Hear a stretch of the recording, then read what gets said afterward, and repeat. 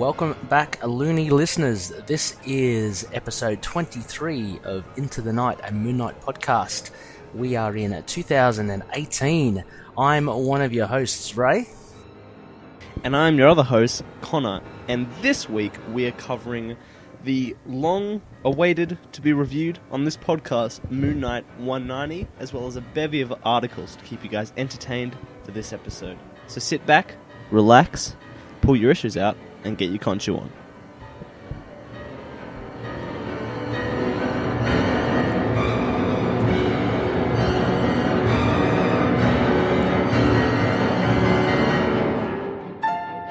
Happy New Year, Connor. Happy 2018. Yes, happy 2018, and I hope every Loony listener has had a great, Christmas holidays or whatever sort of holidays you want to celebrate. And I hope, if you're lucky enough, those holidays are still ongoing for you at the moment. Oh yeah, I'd love to be still on holidays, but I had a great break anyway. And we're back refreshed and raring to go. I can't wait to get into this, Connor. This is timely because it is the latest issue of Moon Knight, Volume 9, that we're going to be reviewing this episode. So we've got a lot to talk about on it, don't we?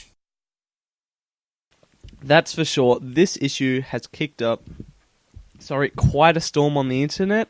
Very, very divisive. A lot of pros, a lot of cons from varying people. So it'll be interesting to crack into that. And we've got plenty of listener feedback as well to get plenty of takes on this hot issue. Yeah, I can't wait to get into the Loony feedback. We got quite a lot, and it's really interesting to get people's thoughts. Also, it'll be interesting to hear your thoughts, Connor, as well. I know that we've had a little chat ourselves of what we thought of the issue 190. I've listened to a few podcasts as well. I've heard their take on what they thought of 190. So it certainly is an issue that has been kind of singled out so far in the 3-issue run for the latest Moon Knight as something that will divide the fans. But before we get into that, all exciting stuff, Connor. I mean, I should ask as well. Like, how was your break? How was your Christmas and New Year break? Yes, they were absolutely fantastic. Plenty of relaxing, plenty of hanging out with the fam, plenty of comics, all that good stuff. What about yourself, Ray? Yeah, it was really good. A perfect opportunity to catch up on like old runs or classic runs, as well as I had a little bit of a pile on my the current comic stuff, so was able to kind of to go through that as well. So a lot of reading, so very happy with that. I dabbled in tried to dabble in a bit of drawing as well. Obviously I was getting a little bored on the holidays, but I thought I'd give it a go because why not? It's a bit of fun. So I went to the library, got some really good books actually on how to draw comics. There was one by Brian Hitch. Are you familiar with him, Connor? Yes, I am. Actually, wow. I wasn't. I actually didn't know him. But his art speaks for himself, and he has got a really good book on just stuff like laying out your comics, the human figure, movement, clothing. It's quite interesting actually, and it, I guess, it makes you appreciate how skilled these masters, like these artists, are that in the comics that we read. They produce them month in, month out, and they make it look effortless. But we always take for granted as well. We might just skim through a panel and not realize, I guess, or not be aware of how much time went into it. It was really good to kind of get a behind the scenes kind of look from that point of view. So trying to sketch throughout this year, kind of. That's one of the New Year's resolutions, if you can call it a resolution. Did you set yourself any goals, any comic related goals? I dabble in a bit of comic reviewing, so I'm hoping to get better at that. And as someone who has seen Ray's sketches, they are already quite brilliant, so it's exciting to see them evolve over the year, and I'm hoping he'll be posting some Mooney ones up on our Facebook group Into the Night, a Moon Knight fan base. Yeah. Plug. Oh, yeah, no, thanks for that, Connor, as well. I mean, you're too kind. It's still a long way. I'd like to see, hopefully, if I keep at it, what day 364 and 5 will give. But yeah, keen to post up on our Facebook page, Into the Night.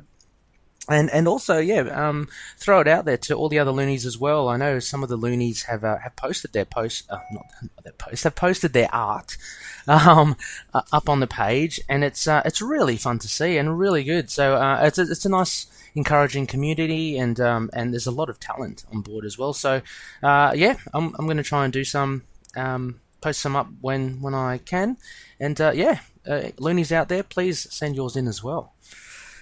Right. Also, as well, I've got a little thing on the notes here, Connor, as well. Like we always kind of ask, what else have we been reading, like over the break and stuff. I thought I'd put it to you as to, let's just say this week, what would your pick be, like issue wise, or what you're reading at the moment? So I have sneakily read ahead a press review copy of Bloodshot Salvation by Moon Knight alumni Jeff Lemire, and that issue really consolidated this new sort of a new part of Jeff Lemire's saga. Is just like one of my favorites going at the moment. It's so tense, so dramatic, so violent and icky. It's just got all the good stuff for Bloodshot, and just so much incredible and emotional Lemire writing that just get to the core of a character and their emotions, and just break your little old heart. Oh, that's fantastic. That's been an awesome run at the moment, and that's from Valiant Comics. For Loonies out there not familiar, Bloodshot's one of the I guess the core books from that publisher. Really cool, and if you're aware of Jeff Lemire, obviously, his quality is right up there. So yeah, awesome. I can't wait. That's coming out this week, so I'm looking forward to that. I'll have to. I can't deny. It's another Valiant comic for my pick of the week. And I'd give it to Secret Weapons. This was last week, sorry, mind you. Secret Weapons 0, which was the origin of Nicky French, one of the Secret Weapons. And that was just so good. I think that kind of sums up everything that a good comic book or great comic book should be. And I'm just amazed that Eric Heisserer is still kind of relatively new as a writer in comics, but he just nails it, and the art is brilliant as well. I can't speak enough of that. But yeah, Secret Weapons 0 is a big is a big thumbs up from me. And you read that as well, Connor? Yep, absolutely adored it. That miniseries was definitely a top 5 for last year.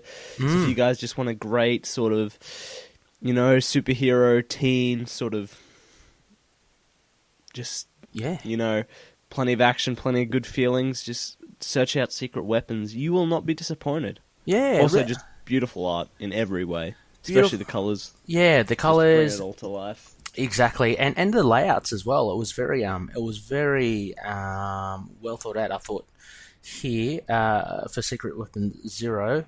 I think they're going to continue with other origins of like the other characters as well. So looking forward to that. The voices that Eric Heisserer gives to the characters, I think, are very well developed, like very well rounded out and distinct for each of them. So, in contrast to some of the comments coming up with Moon Knight, but So Secret Weapon 0 is great. All right, Connor, shall we have a little dabble into the news as to what has been out, I guess, in the world of Moon Knight? Why not? Let's crack on with it. Mm-hmm. So I guess first we have, no particular order here. One of the things was someone did some computer generation of what Jake Gyllenhaal would look if he were Moon Knight in his costume, and this was a bit of fun. Obviously it's just a bit of fan fun here. But Boss Logic, on Twitter, he posted this up and he said worked on the Jake Gyllenhaal Moon Knight and I hear rumors of a movie, but I'd much rather a series for this dude. And yeah, 2 pictures here, Connor. What do you reckon? Do you reckon it suits him? Well, first of all, just about Boss Logic, I'm sure quite a few have heard of him. He does a lot of this stuff. This is sort of his main push, sort of these, I suppose you say photo-generated, like sort of makeups that, get posted online, then posted to something else, and people all of a sudden think it's a real poster. So, right, because he's quite great at making them. But I love what he's done here, but I also think it... as great a picture as it is, it does sort of stress, what we're saying about Moon Knight's costume definitely needing, like, the shelvy take or a bit of a Netflixified look, because it's just kind of...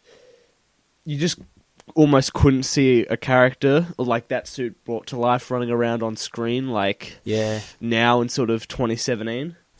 Yeah, I have to agree. I mean, it is very evocative what Boss Logic did, and I was actually unaware of what Boss Logic did, but yeah, I'd have to agree. It's very evocative, but the like if you look at the cape and the hood, it's a very idealized way of how it sits. I reckon in reality, in the TV show or the movie, if this was a costume, it wouldn't kind of sit as perfectly as that. And it we're talking about sags here and there, and it's actually quite difficult, I guess, to maintain a hood like what Moon Knight has. I'm sure the costume departments could do wonders to kind of strengthen the edges to maintain that kind of. He's got that little dip at the front, right, which kind of was synonymous with Houston and Finch's run. But yeah, maintaining that kind of hooded shape. Had you ever watched? Did you watch Assassin's Creed, Connor? With Fassbender. No, I didn't see the movie, actually. I have played the games. Oh, okay. Because I'm just wondering how... because that's a hooded character, right? I was wondering how he looked in the movies. Because if he can pull it off, then I'm sure Moon Knight can pull it off. But I'd agree with you. I think the Shelby costume would probably be the way to go, which you can't really get a sense of here anyway. This is kind of like just a head-to-chest shot. But, yeah. Interesting. Yeah, what have we got next here, Connor? Well, something that's always made a buzz on the internet and something we've all craved. Last year, Greg Smallwood put up a little sort of fun concept art for a Midnight Sun series, if you could ever do one. It made the rounds plenty of times, and we were all in love with it and all very much want it to happen. Mm-hmm. Well, just before the end of 2017, Greg Smallwood decided to drop us a little treat and gave us an updated look at what he'd want this Midnight Suns crew to look like. So very similar to the look of the first image we saw, just with some more added characters. We've now got the Punisher in there. Mm-hmm. Looking really Doctor badass. Strange, I believe, was new there. Yep. And then you got Damien Hellstrom, Moon Knight and Blade, who were there before, right? And Ghost Rider. Yes. I'll pull up the original, actually. Yeah. And there's this that character Hannibal. Was it Hannibal King or something? I'm still unaware where he kind of hails from. But yeah, this is exciting, and it has been kind of around for a bit. And one of our guest narrators actually on the podcast today, Daniel, who keeps, speaks to Greg Smallwood and stuff, says that he's Smallwood has consistently been trying to get this off the ground, and so he sent this as well, which is really cool. He sent all those individual shots as well, didn't he, Connor? Which was really really good as well. I'm not sure. Wait. Well, are you okay? Oh no. Yes. So anyway, apart from that, a cat's now entered the room. Yeah, I was just saying as well. We got plenty of character profiles as well for all these, including another character who isn't actually in the poster, Jennifer Kale. Yeah, she's like a sorceress or something. But this is really exciting because Smallwood has obviously been working on this continuously and trying to get it out there. And you have Doctor Strange's latest writer, Donny Cates. He's kind of all on board as well, and his presence on Twitter is quite pronounced. Like from what I see, he's quite active on Twitter, and he showed some interest in this. And to have those two together, Connor, I think would be brilliant. Oh, absolutely! I think no one in the Moon Knight fandom doesn't want this series to happen. It's just gorgeous. Small gives it such that detailed flair. I think that's his own colours on it as well, which is so evocative, and this perfect supernatural blend. And Donny Cates has definitely proven himself on the Doctor Strange title, and absolutely, he'll be taking on Damnation as well, which will feature plenty of these characters to show just how good he'd be on this title. So I think it's a surefire win if Marvel ever wants it published. I'm not sure why they're just sitting on it. Yeah, and I think a little bit of a smart move here by Smallwood to introduce the Punisher. Get on that Netflix Punisher success train, and rightly so. I mean, that's been a great series, so why not include him? And he's quite well suited to these essentially mystical but street level kind of characters, except for Strange, of course. But and Ghost Rider, but you know what I mean. So very exciting stuff. I think let's just cross our fingers and hopefully something will turn up. Which also, this reminds me, Connor, I was listening to a podcast today, and it was announced. I think it must have been announced in the new year or just before New Year. But did you hear about the creative team for Shadow Man on Valiant Comics? Yeah, that was. Oh, I forgot the name. It's Andy Diggle, and an artist who sadly isn't Greg Smallwood. As much as his preview of his art does look fantastic. Yeah. Oh, I thought it was Smallwood. No, it's a completely different artist. Oh, okay. Because on the podcast I was listening to, they were saying that it was Smallwood, and I was thinking, oh wow, Ripper, that's really good. Oh, okay. Oh, we might have to just double check that. Whilst you do that, Connor, I'm going to keep these loonies entertained, and I will move on to our next article, which was one from Star 2, and it's one that, we can never always fully escape. Well, Moon Knight can't escape, and it's a comparison again to Batman. So I'm just pulling this up now. It's slightly slow, the internet. There we go. And this is, I think this is look, nothing new in this article here, Loonies, but it's basically a real rundown just of Moon Knight, the character as a whole. So if you're new to Moon Knight and you want to kind of get a sense of what he is, then just check out this article. I'm sure many of the Loonies are well versed in Moon Knight's history, but it does go through it all. It goes through basically, it looks like it goes through all the volumes. It goes through Bendis and Ellis as well towards the end. So it's just a bit of an interesting read.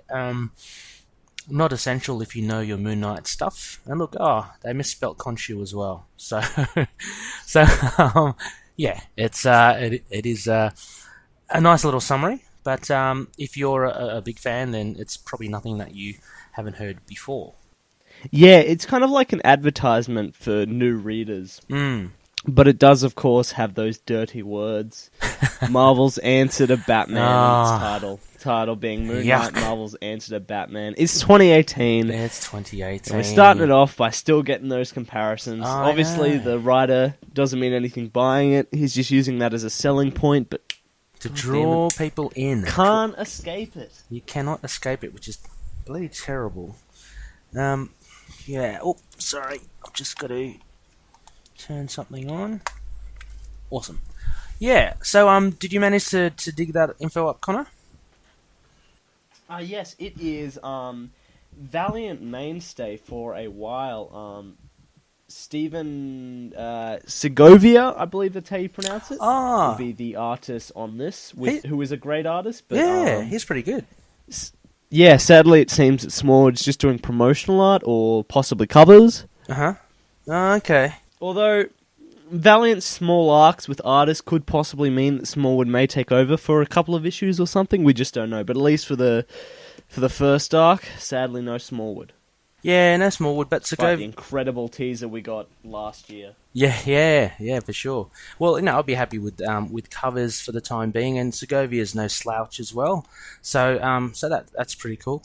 It just goes to show, Loonies, that's what you get for listening to believing podcasts. I was listening to it and they told me something else. So anyway, that's pretty cool. We've also got just a few more other articles here. I'm sorry, Connor, I'm just raring to crack into this issue. But I just want to kind of tick off these things. Which actually this is quite good. One of the articles here from IGN was the 19 most anticipated comics of 2018, and one of them is, I believe it's Damnation. Yes, Doctor Strange's Damnation. Yeah, which should be an awesome ride. I actually just saw on Twitter, Connor, on the way home today, Donny Cates. Oh, actually, no, Rebecca, I think, our third identity. She posted up that Donny Cates had. He tweeted something saying, "This is the music that I'm listening to while I'm writing Damnation," and he said, if anyone familiar with metal happening in DC, let it be known that Damnation is going to be, heavily metal laden as well. So I'm getting quite excited by Damnation coming up just around the corner, and what it will bring to the mystical corner of the Marvel universe. I think it'll be pretty cool.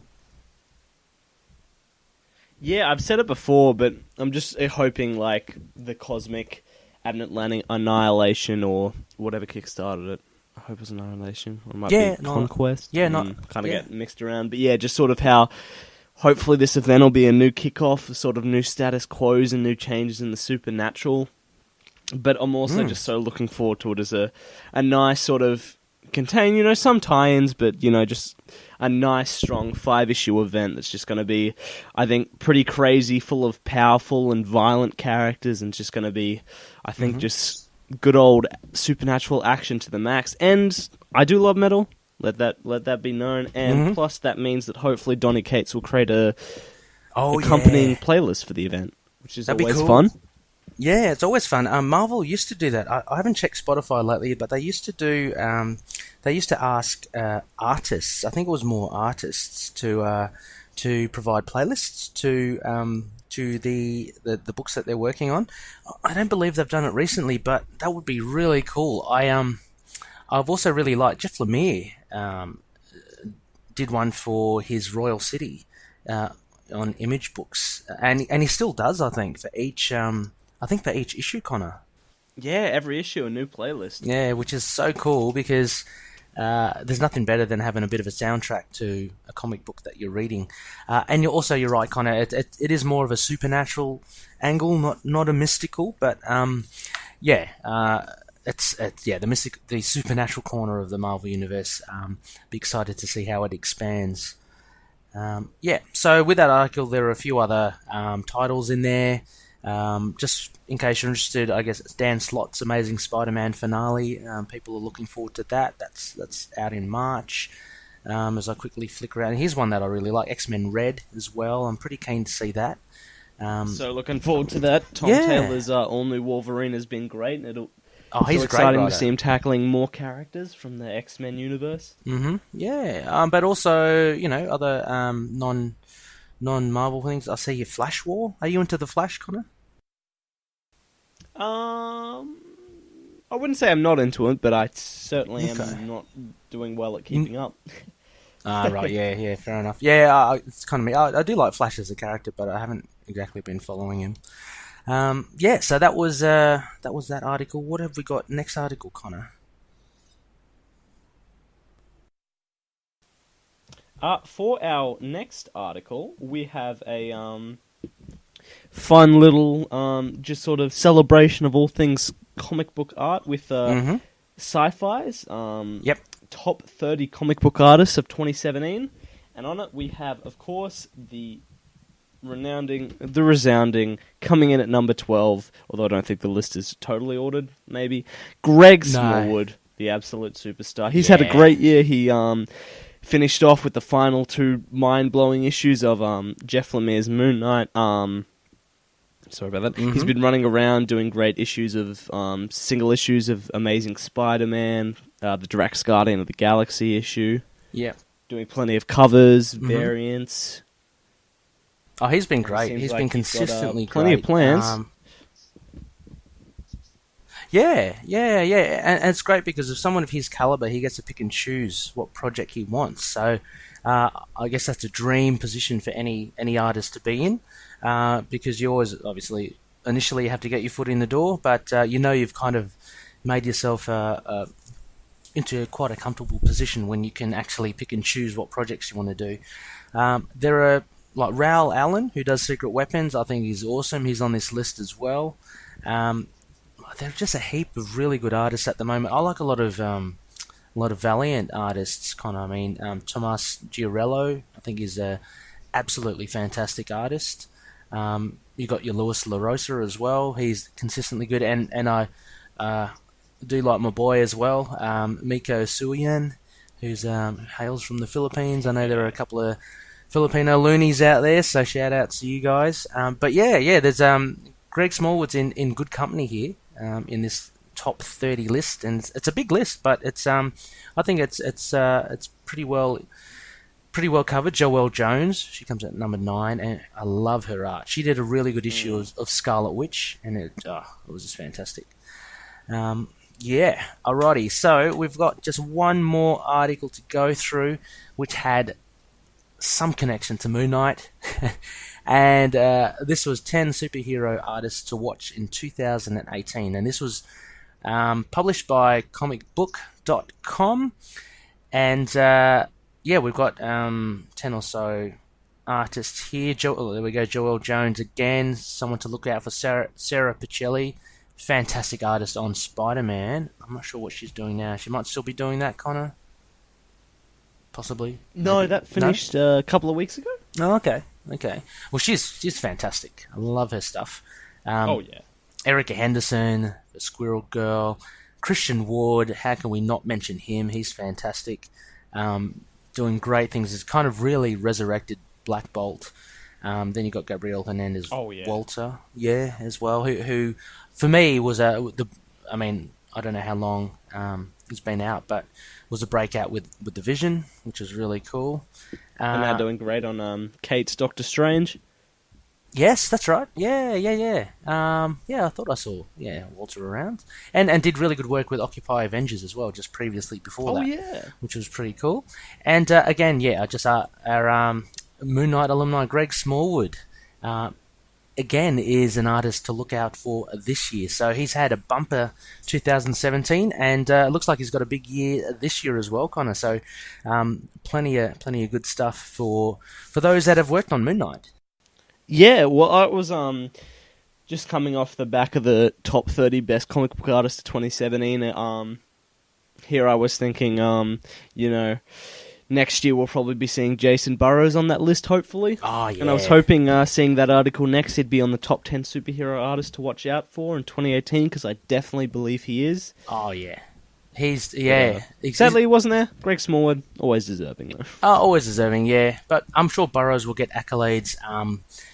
We'll see. He's still very relatively new, 2018, and he's cutting his teeth on Moon Knight, so he's got a great platform to show his wares, and he has so far. But only 3 issues in, so we'll give him time. I'm sure he'll definitely make his presence known. But it's all good. So, I mean, those were the articles we found, Loonies, over the last couple of weeks.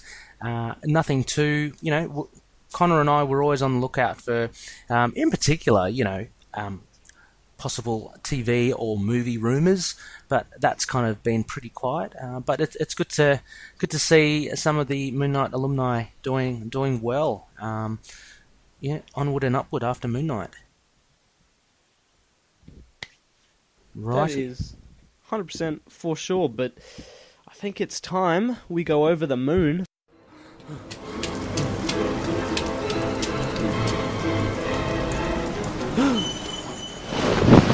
For the real showpiece of this issue, of this episode, we are cracking onto now the as I said before, the long-awaited to be talked about, and just heating up the chat rooms and the group of the Into the Night and Moon Knight fan base is issue 190, with once again returning our man on the street, fellow Loony, and Ben Eric of the show, yes. Tommy Lemire Kawel, to take it away with his bare bones of Moon Knight 190. Well, actually, Connor, that's funny. Just before we get into that, I was about, like, we didn't discuss this Loonies, but I was about to make that same joke as well. I was about to say, you beat me to it. I was about to say, hang on, Connor, I have a conspiracy theory, and I believe that there is no such person as Tommy Cavell. I reckon that, I reckon that's a catfish thing. All those pictures, it's not Tommy Cavell, it is actually Jeff Lemire, because, as Connor, you've alluded, Tommy/Jeff's writing for the Bare Bones has been phenomenal. So, yeah, we're so glad to have him again.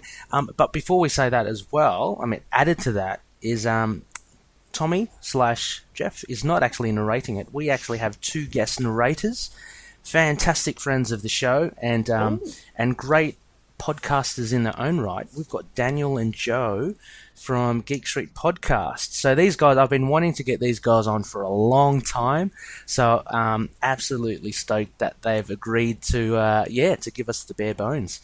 So we got kind of like absolute just to say absolute superstars. Yeah, they've got their own great podcast, and they've been a part of this sort of Into the Night back when it was just a Moon Knight Facebook page. Yeah, Daniel. Group. Yeah, exactly. Daniel's a huge Moon Knight fan, and these guys also, they love their DC stuff.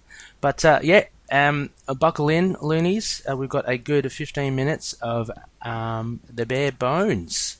Take it away.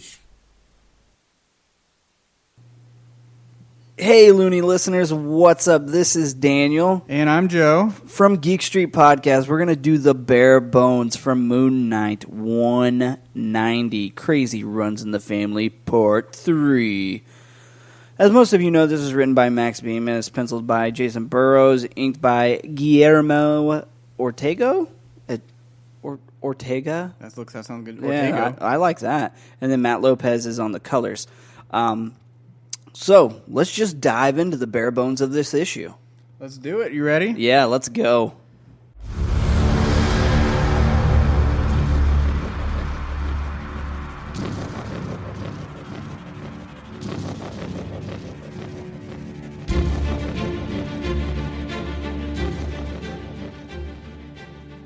We open with a summary of Mark Spector's recent history and issues 188 through 189. Spector has at last achieved some degree of control over his multiple personalities. Well, he thought he had, until a villain who called himself the Truth looked into Jake Lockley's thoughts and saw a secret he'd kept hidden from Mark. Oh no. After piercing the Truth with 2 crescent darts to the eyes, Jake merely rendered the Truth unconscious before Mark could learn what he saw. But secrets aren't the only cloud hanging over Moon Knight's head. An escaped mental patient with power over fire and a perceived connection with the Egyptian god Ra is coming for Moon Knight, and he's enlisted the help of Mark's old nemesis, Bushman. We cut to 4 landscape panels of pure action. Action. 4. Not 4, but from the Sun King's past. In 1, Rome is in flames, and 1st century patrician. What is a patrician? A very wealthy person from those days. Oh, see, I don't know words that I don't know what they mean, so. Anyway, a patrician falls underneath the blade of a white-clad assassin. In the second cut of the White Knight, preparing to plunge his spear into the back of an orange-clad prince. The third panel, Jump to the Wild West, as a masked vigilante blows smoke from his revolver. A rival duelist. Yeah, this is a pain in the Which, dick. by the way, I loved this panel. I thought this was a great. Yeah, this was good. A rival duelist lies dead in the street. The fourth, a Crescent Dawn agent, flanked by GIs held hostage. The suicidal Sun Crest leader of a Hydra unit. It's hard to miss. The war between the Sun King and Moon Knight has lasted for centuries. The war between Ra and Khonshu has been fought since the gods themselves walked the earth.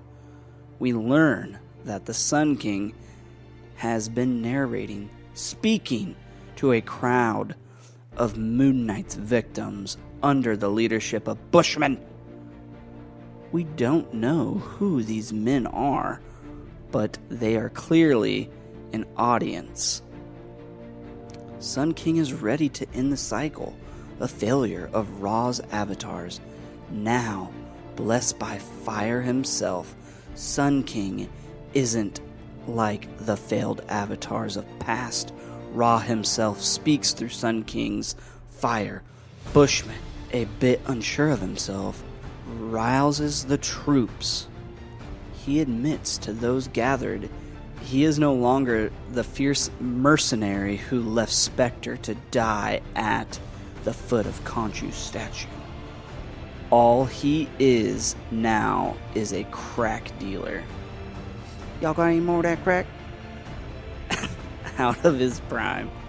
Chappelle Show? Yeah, that's good. He's scared. He's terrified of Mark Spector, but Bushman has an ace up his sleeve. He knows Moon Knight, and he knows his weakness. Too cowardly to act on his own. If backed by the men gathered, Bushman tells the crowd that Sun King can use this weakness to finally defeat Moon Knight and exact revenge. Moon Knight will never take a piece of these men again. The men cheer. That was good. Thank you. There's dozens gathered in a warehouse. Most of them look like goons and hired thugs, armed to the teeth with blades and assault weapons. But no one special. No one like me or you, Joe. Yet, one wheelchair-bound merc, actually there is one like us, up front oddly looks like Mark. Is that? No, not a chance. Randall is dead. And another hooded figure in the back has shaded eyes. Almost as if he didn't want you to see them. He's smiling, not cheering. No, he can't be. I missed some of those details when I read it. That's interesting. Yeah, Good catches on that. yeah. We're thrown into a cosmic boxing ring. Mark lands a gnarly left hook on Jake Lockley. Hit him with the left, Rock. Hit him with it with the left. Jake's blood has already painted the mat. No, this is Mark's mind, where Stephen Grant grabs the ropes like a concerned skipper, and Khonshu watches pensively and casually breaks the fourth wall. Mark and Jake trade insults within the irregular panels. We switch to the inside of a synagogue, and then a cliffside. Mark high kicks Jake into the depths as Khonshu's cloaked statue looks on. Finally, the two are placed within mighty stone pillars. A pyramid dominates the background. A massive chain floats in the hazy sunrise heavens above. The two trade insults and plan their next moves. Mark accuses Jake of hiding something from Mark. Spectre is clueless to the truth. We move to a pleasant scene in an urban park. Mark is meditating. An aged woman walks her dog behind him. Mark blurts out Jake and Mark's dialogue. They're fighting in his mind. The woman books it. We cut back to the Egyptian mindscape. Stephen tries to quell the fight, but Khonshu calms him like a father speaking to his child. Oh, that's sweet. Good old Khonshu. All the while, a massive Eye of Horus has replaced the sky chain seen only moments earlier. Mark slices Jake with a massive crescent blade, and Jake relents for a moment. He reasons with Mark. He says that Stephen is the benefactor. Khonshu is their connection to the bigger picture. Jake deals with the leftovers, but Mark is the voice of reason. After all, Mark built the personas this way. Mark and Jake cease their fighting and converse. Jake insists Mark trust him. Mark relents. Stephen and Khonshu embrace.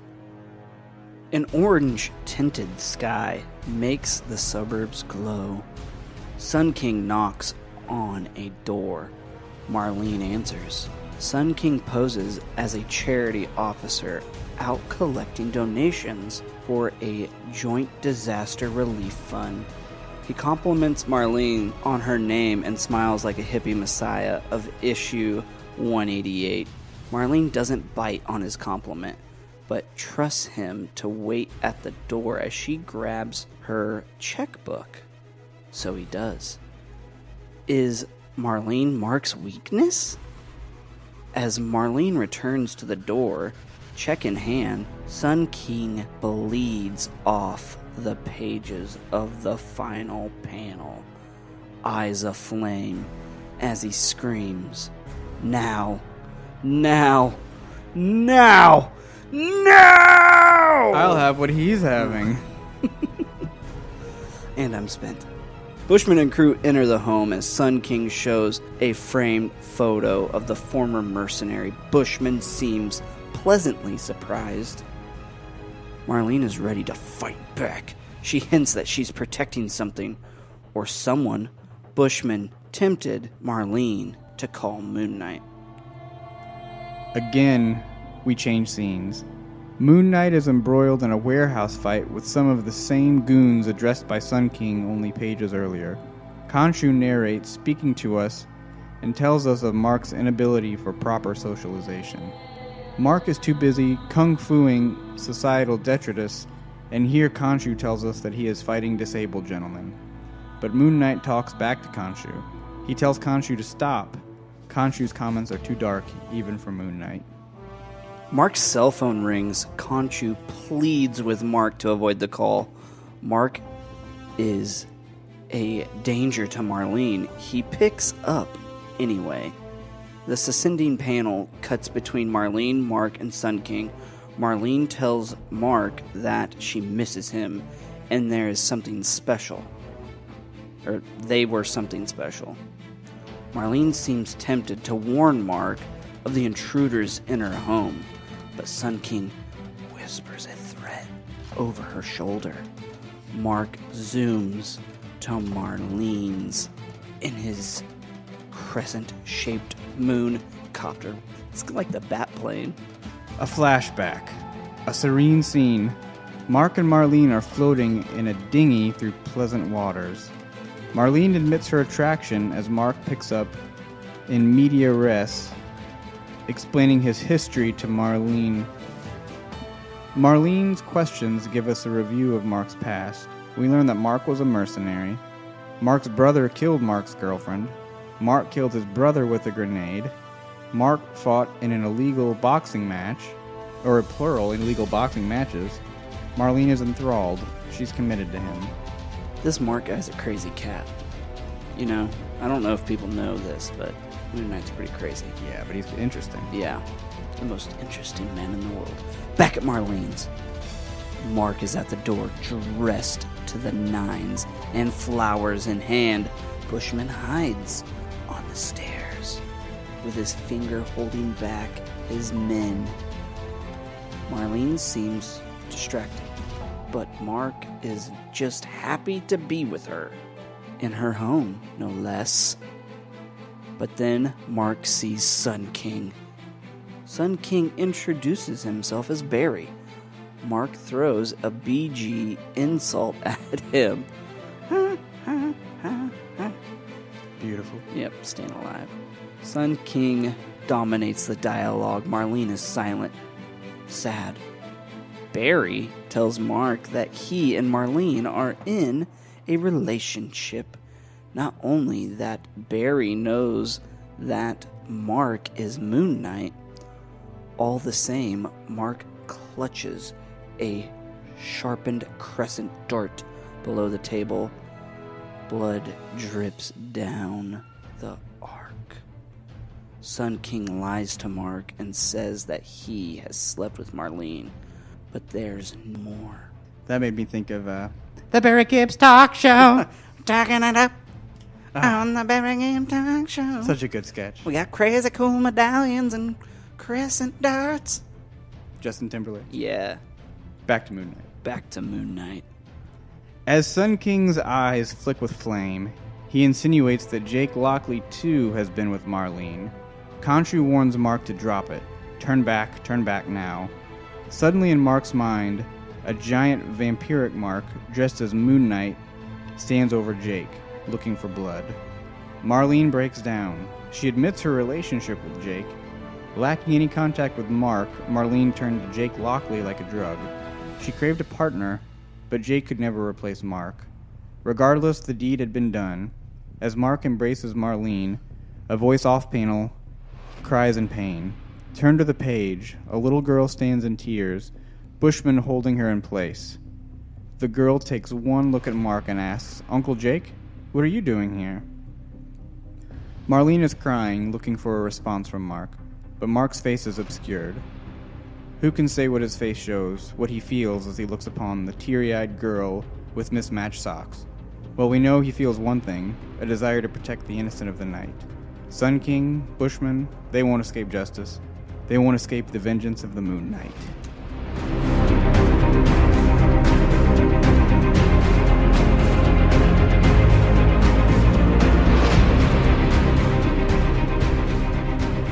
Yeah!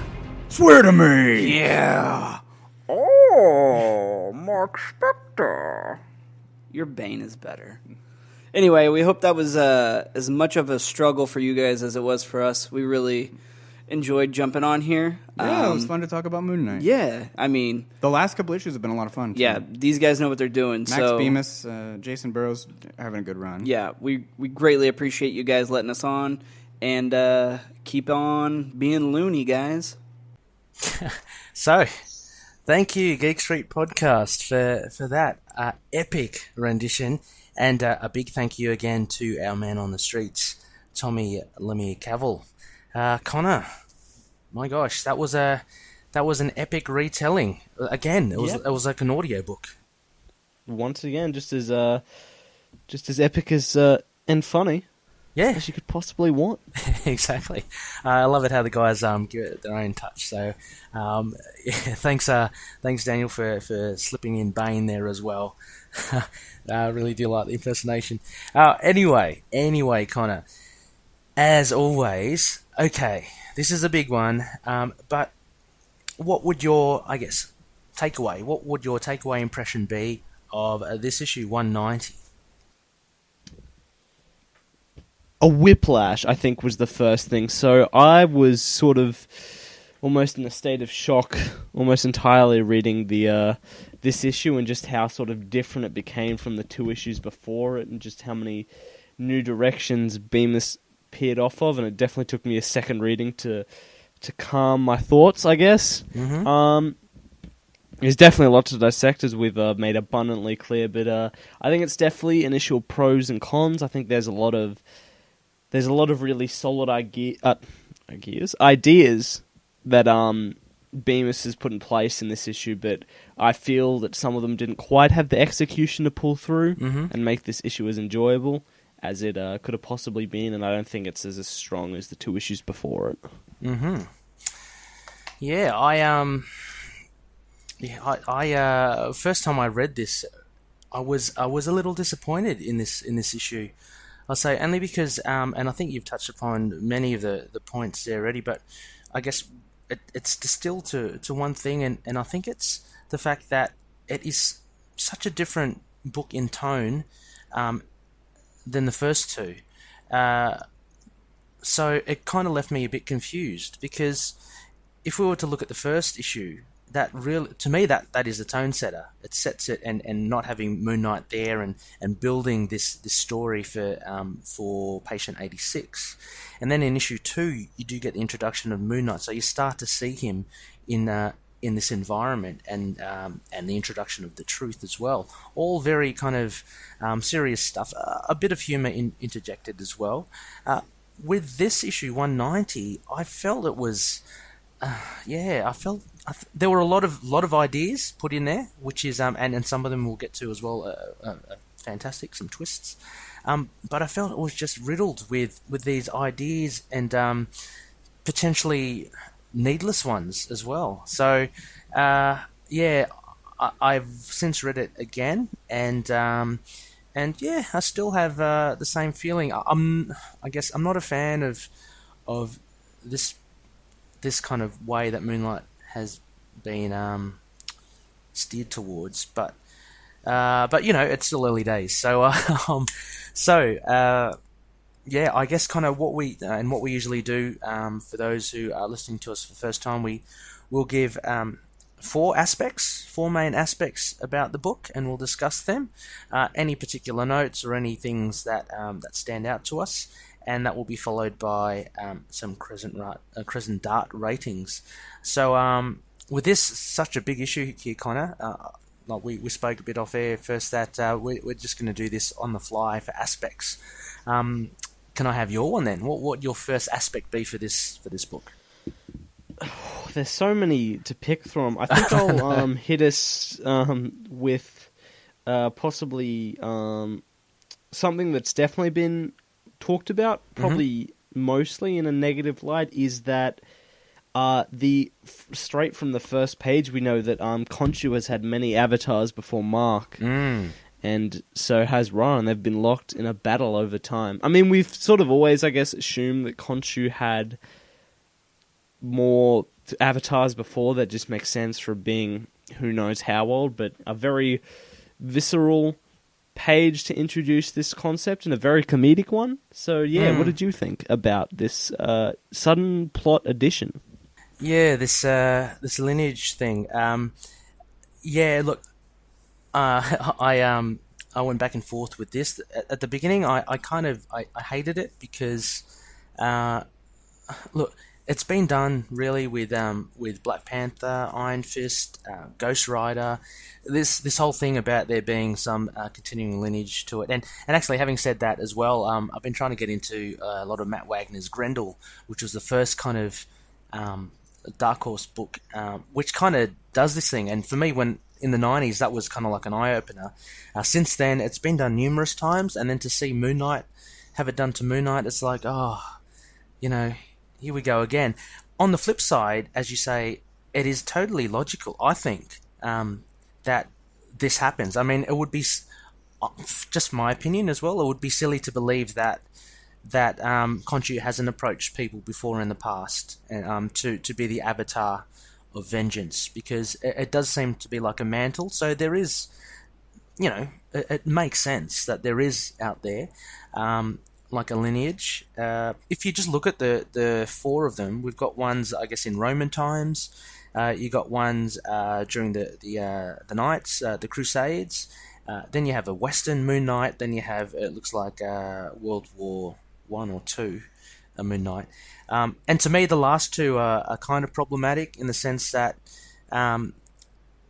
they seem to be more and more common, more and more frequent.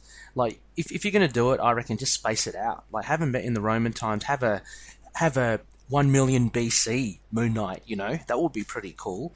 Have the Crusades, but we've got a modern Moon Knight, which is the 20th, 21st century. We don't need another one like so close to it, like with the World Wars. And then if you look at the Wild West, which is what, 1800s. It's So anyway, that was my take on it. But having said that as well, look, if it's just contained, and it is in this issue, if it's just contained and quickly explained in this one page, then I'm pretty happy with that. And as long as they don't build a whole a whole arc or a series around it. Yeah, what do you reckon, Connor?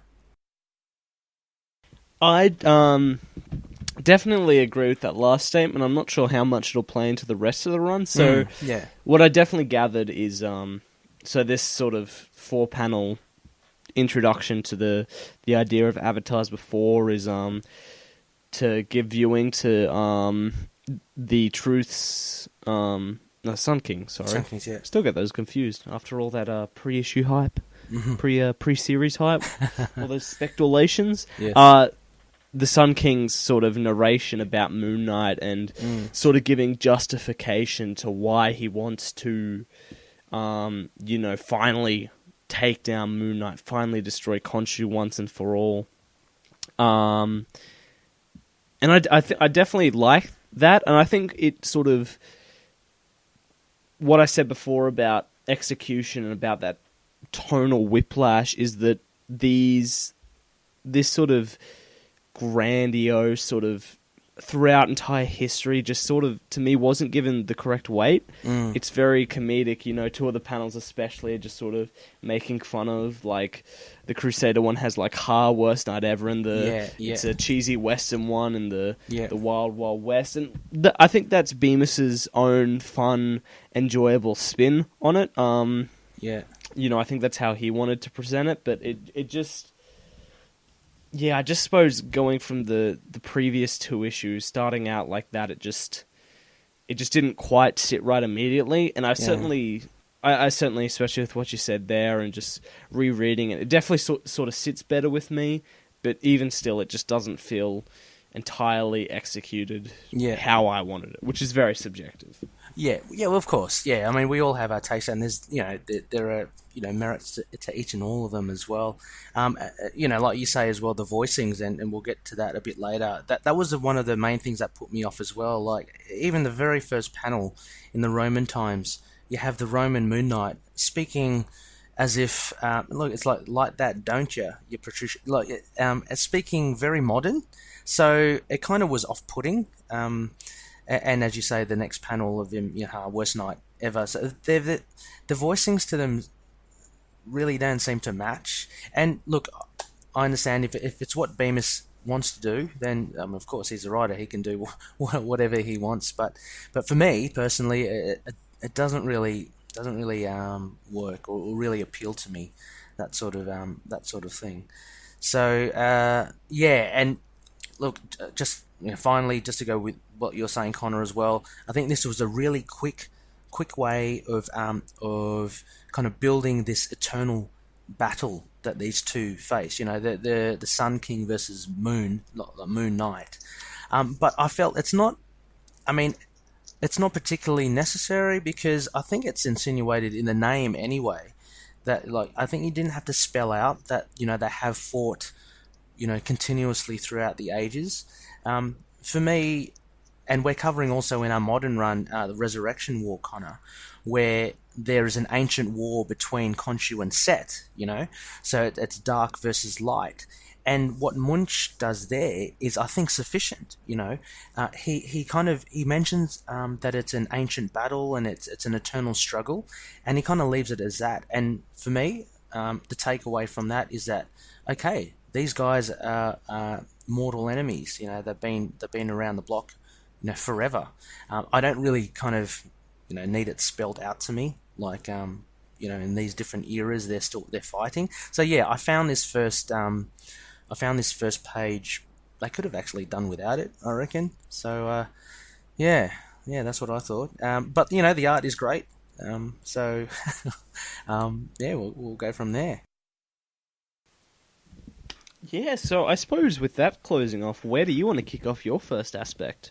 Yeah, okay. So the other main, I guess, first aspect of this issue, and I'm just going through it now, would be the conflict between Mark and Jake Lockley, which is what this whole issue is kind of centered around.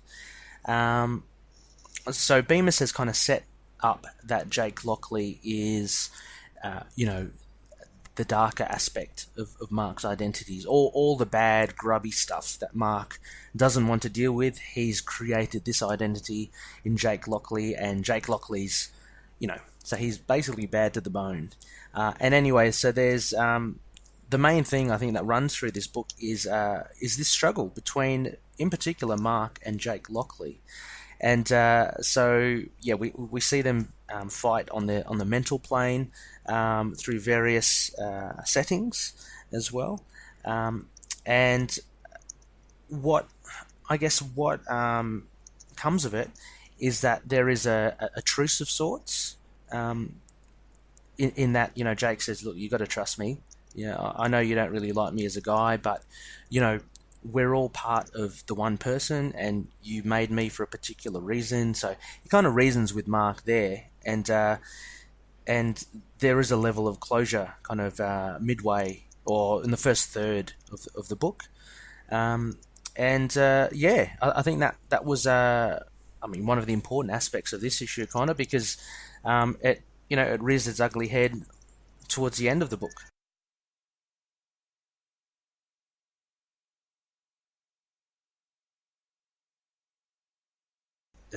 Yep. You there, Connor? Sorry, yeah. I just sort of lost you there at the end. I didn't quite get your last point, sadly. I'm not sure what's going on with the internet. Oh, okay. No, I was just basically saying that they kind of in the first third of the book they kind of make they have a truce, I guess. Jake and Mark. So these are the two identities, I think, in Mark's Mark's set of identities that seems to be the most problematic, and it rears its head at the end.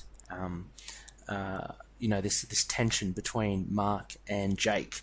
This is one of the main drivers of this issue, which I thought is good. Look, I don't mind that. And it was established in the previous issue as well. I don't mind that Jake is kind of like the loose cannon and slightly more violent than Mark.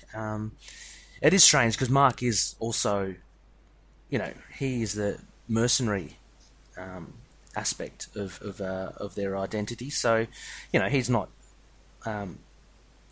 he's prone to violence as well, or he's seen violence. So it's an interesting match. But no, I thought the tension between the two was a pretty good way that Bemis has used to get some sort of conflict within the mind of Mark. 100%, and I think I think the main thing is I still very much like the writing of all three of these. Mm-hmm. I love seeing these three interact. I love the boxing and battling match inside Mark's own head. I think Mark's got such a distinct personality. Steven's, and they've still set Steven up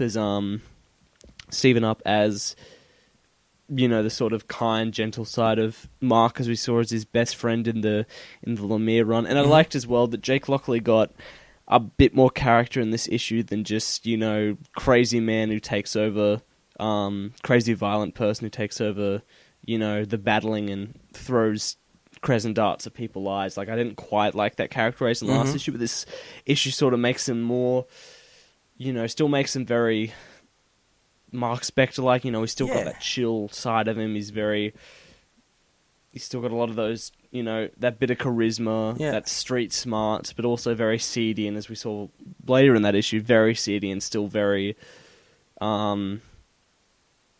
dark, I suppose. I think was going to be. Ooh. Yeah, I think that's important because look, essentially they are the same person, so there would be and there should be similarities, as different as their identities may be.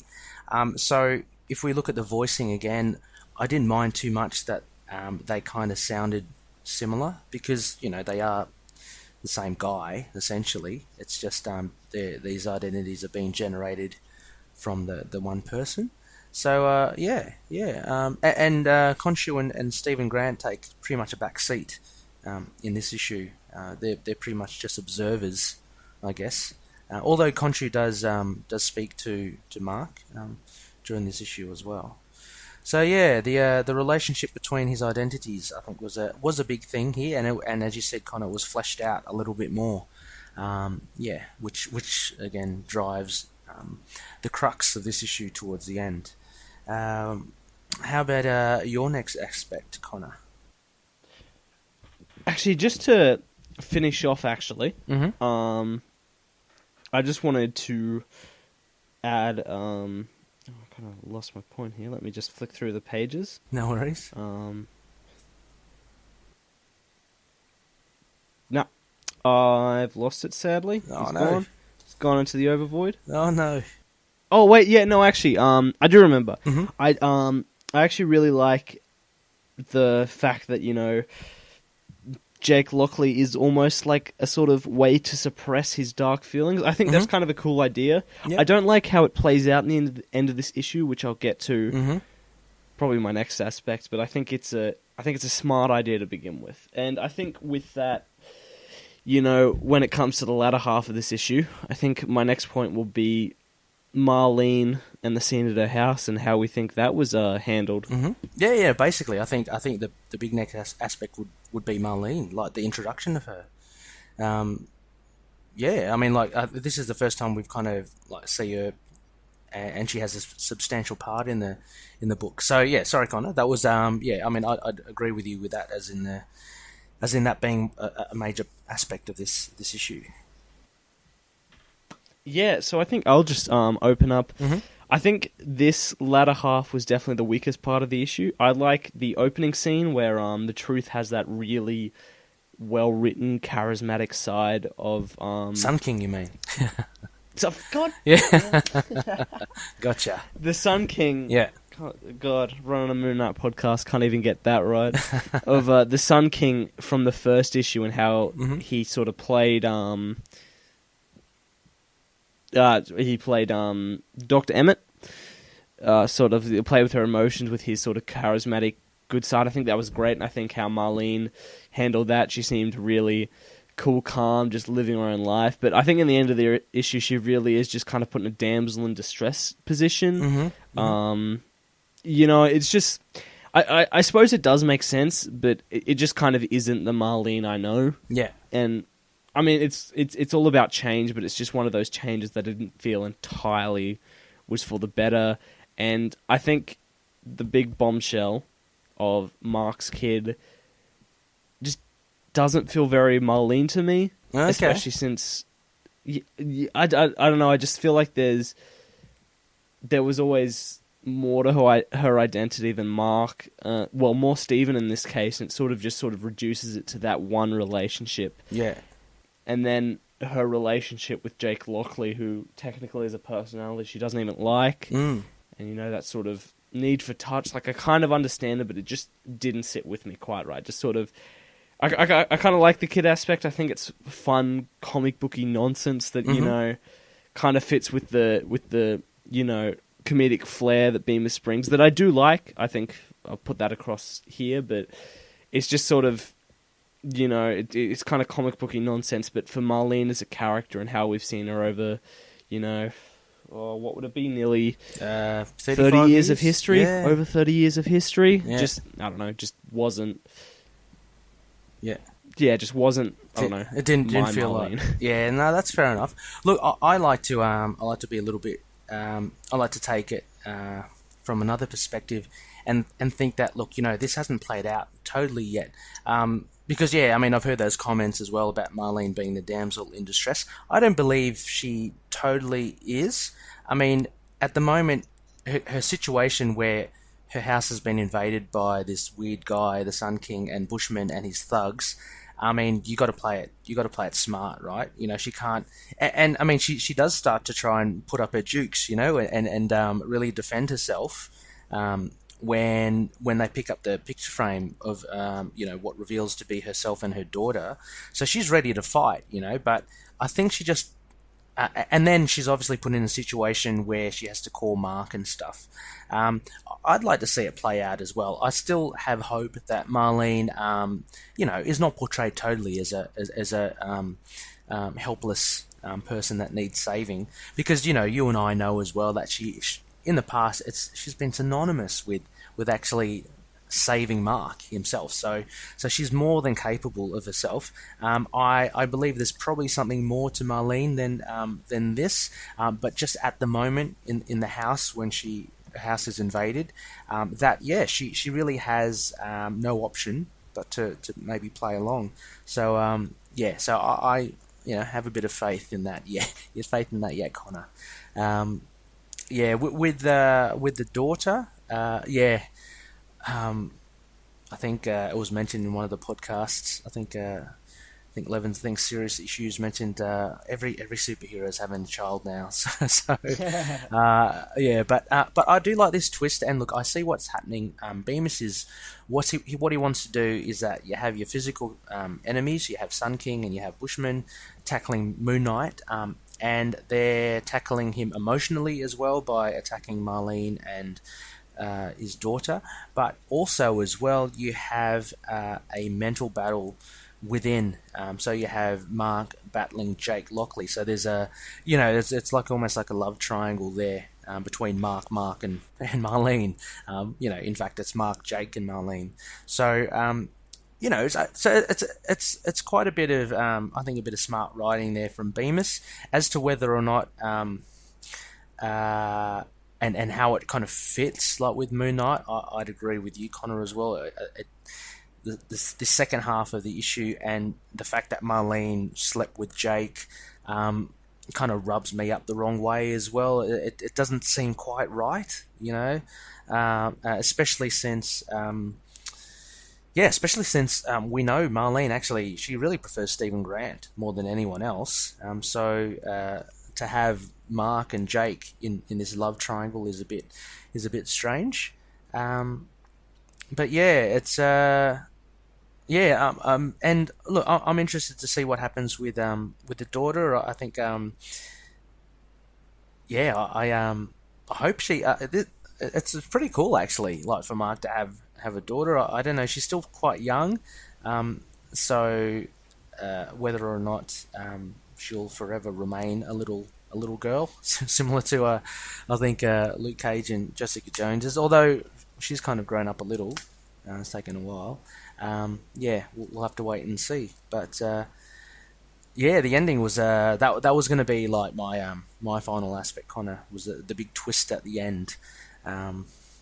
Sorry about that, cutting in. Yep, sorry. Oh, I said sorry about that, cutting in on you like that. Oh, no worries. No, that's cool. It's there's plenty of other things here to discuss, but that's definitely one of the, obviously it's one of the main bits in this issue, the big reveal at the end with the daughter. So we're kind of left with I'm excited to see what unfolds, but overall the issue I thought was a little bit flat with stuff, and it goes beyond the four aspects that we mentioned, Connor. So I don't know. Did you want to talk about anything else in particular in this issue? I've got a couple of things. Yeah. Well, I really you made a really great comment about this being, not the end of this. These are comic books. We're both blessed and almost sort of,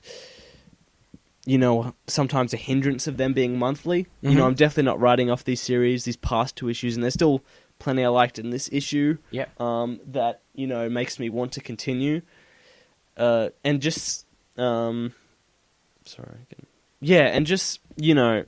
didn't like this issue, but I think, like I said, I still like the ideas, and I think Bemis can still very much pull it off. And, we have the cover, which is a American Gothic homage, yes, which seems exciting. Next issue is very much going to be very symbolic of burning the house down. I think a big fight's brewing, maybe even more revelations. But yeah, for sure. But I think if we were going to just talk about, I suppose, something else before you bring up your notes, and I think I'll have a couple as well, just Burroughs' artist just continues being amazing. I think that's one of the defining things. I think that constantly just enjoying his stuff. If I can just point out with Burroughs, like, it's really cool how he sparingly uses his horror element, like that page where you see that vampiric Mark, he draws a really hellish monster face, and so it really does impact you when you see it, because the main, majority of the issue are these just well-drawn human characters. So yeah, Burroughs art for sure, and again Matt Lopez with the colours, just really, really fantastic. I think he's gone for I don't know what you call it. It's less saturated, I guess, or something. It's slightly, the colours are slightly less saturated, which is a really good effect. Yeah, they're certainly a lot brighter than the last few issues. Last 2 issues. Yeah. Oh yes, they are. Yeah, the colour palette. Yeah, for sure. Yeah. But no, Burroughs' art is just fantastic. He continues to do really well. So just notes, Connor. I thought, look, the first one, and I wanted to get into it, was just the voicing. I think you touched upon it earlier on. I found what I found uncomfortable with this issue, and what I found didn't really work, was Bemis hadn't really defined the voices to me enough. I think Sun King was fine. I think I mentioned to you, Connor, as well, Bush King and Mark Spector and Jake Lockley and Khonshu and the first two, like the Roman Moon Knight and the Crusade Moon Knight, they all kind of sound the same. They all have that kind of irreverent, modern kind of lingo to them. And I just found that really kind of off-putting, especially with Bushman, because he was such a different character in the previous runs. A very scary character, and here is almost he's reduced in a way. I mean, like when he says as well that, like, I'll admit to you that Moon Knight, Mark Spector, scares the crap out of me. You would never expect someone like Bushman to say something like that. Someone who themselves is quite tough and they're quite hardened. I found the voicings a bit strange. What did you think, Connor? I think you are 100% on the money, and I think harkening back to something Andrew Levin said on his podcast, Serious Issues, with Siobhan Coombs, check it out. Yes. Just sort of plugging that, I suppose, since I'm stealing his point. I actually think your point about voices makes me feel Bushman's kind of wasted a bit. Yeah. I think that's how I feel. Yeah. I think the revelation possibly... maybe it could have had the same impact with just the Sun King, but it just doesn't seem like Bushman achieves that much as a character here. You said that weird concept of him being scared. He's sort of more jokey, weirdo manner compared to his crazy, frantic, warlord days. Yeah, sort of fits very, very well into the niche that the Sun King has, as this weird resurrected god in this poor kid's body, and it's just it just really feels like there's almost no need for Bushman to be there. This issue really just boils down to the big revelation. They bring everyone around. The truce there with his awesome power, and in the end, it just boils down to Bushman sort of finding the kid, and it just kind of just wanted it to be the truth as well, and we wouldn't have that sort of clashing of voices. It feels very much like almost they've just sort of split the one character into having the Sun King and Bushman for this arc, and it just it just didn't really make Bushman that appealing a character here. No, I think also as well, just chatting with the Wayno, who's in our group as well, and the host of Courtside Podcast, another little shout out. But Wayno was saying as well that he felt that this issue felt very much like like a Spider-Man comic again. That's such a change in tone, and not what he was expecting from a Moon Knight comic. And I can kind of see that in Bushman, like when he's kind of almost a caricature of himself, or just a parody basically of himself. And what I wanted to also mention, Connor, as well, is that, so you mentioned, and this one I didn't make sense on the second reading. So when they're addressing the crowd of people that have been done bad by Moon Knight, Bushman says, I've got a little card up my sleeve that will really hurt Mark where where he'll hurt the most. And when I first read it, when I read it again, I thought, okay, so he's referring to he knows about Mark's daughter, right? Is it that's what you're thinking as well, Connor?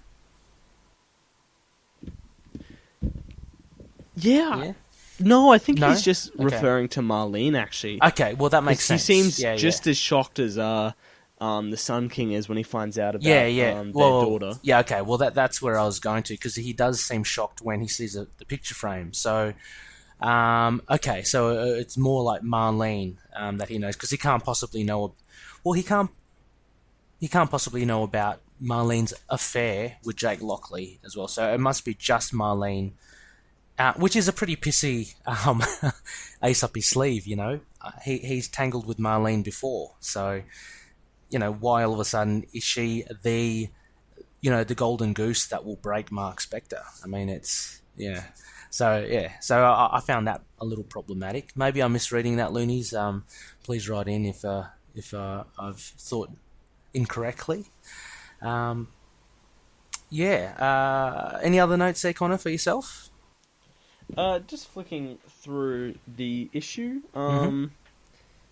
I thought the humour. Really, I think I thought humour was pretty. I like the touch with the dog and the little lady in the park and Mark screaming. I like those little touches of humour. I think they're pretty cool. When Mark's meditating and he's shouting at himself. Yeah, I think that was pretty funny. Yeah, that's definitely just a point I want to reinforce. I really like. Once again, Bemis's ideas, Bemis's comedy, but it just sort of whiplashed with the story as well. Yeah, Two great things that don't possibly fit together. It's almost as if not sure what sort of book or what sort of issue this is meant to be. Like, is it meant to be funny? Totally. Yeah, is it like That's a great way of putting it. Yeah, because the first two, I think were quite well defined. Like, we knew what it was. Issue 2 had Issue 189 had a bit of humour in there as well, but I think that was fine. You know how we said the truth hurts? That was such a bad joke, but it seemed to work. But yeah, I think you're right. Yeah, you're right, Connor. It just the whiplash of it was pretty bad. So yeah, I guess that leaves us to the Crescent Art ratings. Yeah. Okay. Well. So, having said all that, and and I want to stress as well that Connor and my opinions are very much of our own as well. And if you enjoy this issue, then that's fantastic. The great thing about comics in general is you can take what you like from it. But yeah, this issue just wasn't really for me. The only thing I guess that I'm really excited about is.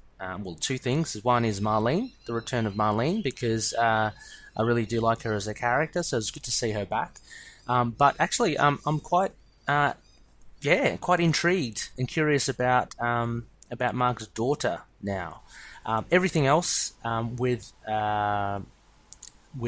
Marlene having an affair with Jake Lockley and the lineage and all that, I really, I'm pretty. It didn't really rate as high. So I'd give it a 2.5 Crescent Darts out of 5. I think right smack bang in the middle. How about yourself, Connor?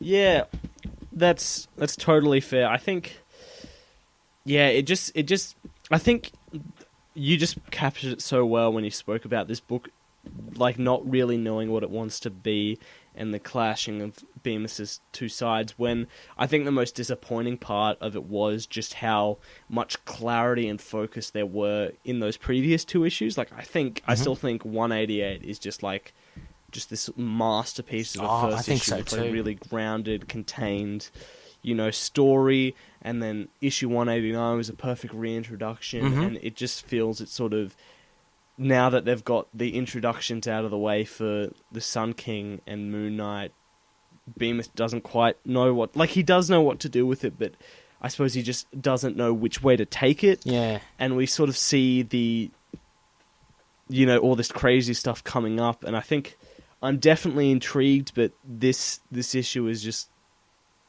definitely sort of changed expectations in a way of like, will this be a series that becomes my Moon Knight again after this issue? And like you said, this is just the first half of a story in the next issue where I'll read, I'll see the next issue and be like, oh, of course, all those points in this issue were like totally carried over and wonderfully finished, or will we see that same sort of uneasiness and unassurity of this execution? Burroughs always proving once again just an absolute talent, a very actionless issue with a real great focus on faces, eyes once again, such an important point. Like especially the tenseness of the Sun King Mark and Marlene at the dinner table. Yeah. And Sun King's revelation, his fiery eyes were beautiful, but definitely a good issue, but a disappointing issue, and something that leaves me a little unsure. So I think I definitely have to give this a 3 out of 5 crescent darts. 3 out of 5. Okay. So so from both of us, not the resounding outstanding issue of the last two, I guess, kind of puts Lemire's issues in perspective again, Connor. But having said that, look, I'm by no means giving up on this. I'm still absolutely not. Looking forward to the next issue. Great art, and there's enough there to make me wonder where Bemis is going to take this as well. So plenty to look forward to. Writers, they all can't be stellar out of the blocks. Issues every single issue. You need quiet ones as well. So this may well just be that. We have a whole heap of feedback here, Connor. Shall we? Yeah, Ray was talking about this is just our opinions. Well, yes, yeah. We sure do have a little bit of a arsenal. That's a more aggressive word than I wanted. Wow. There's some great fans writing in on their thoughts on this issue as well. Yeah. So how about we alternate? Yeah, Connor.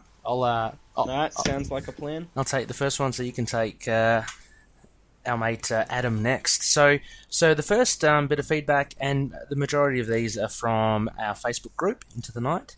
The first one was from Lewis, and he mentions, did not like the lineage aspect at first glance, but this was okay. If they were to expand it a little more in the future, I'm not sure I would be terribly upset about it. And then he goes on to say, I agree on the same voice, which is the point we were talking about, the voicings. I thought they kind of missed a shot to elaborate on Bushman feeling towards Moon Knight. I dig the humour too, which again alluded to a comment we made about the park and just those gags. Marlene back is just great, and the twist at the end even better. I like the struggle between personas for sure. I'm tired of Khonshu's babbling all the freaking time. So he found Khonshu a little annoying. I haven't picked that up yet, Connor. But how about yourself? Do you find him a bit too verbose, or? No, I like him, especially knowing that he is a personality and not the actual. Well, at least I hope not the Khonshu himself. I really like him as that personality. Right. Yes. Okay. Yeah, so not the real Khonshu. So yeah, not the real Khonshu, but you're saying Mark's generated version of the Khonshu. Yeah, I definitely prefer that. I really like that as almost this weird look into Mark's psyche. The point of clarity. Yeah. I like it as well. He would we were talking about liking the lineage aspect sort of self-contained, and he's talking about expanding it as well, which sort of shows just how sort of different this issue has been for everyone. But I definitely wouldn't complain at it being expanded. I think possibly Bemis definitely has the talent to take it into some cool and different places. Oh yeah, for sure.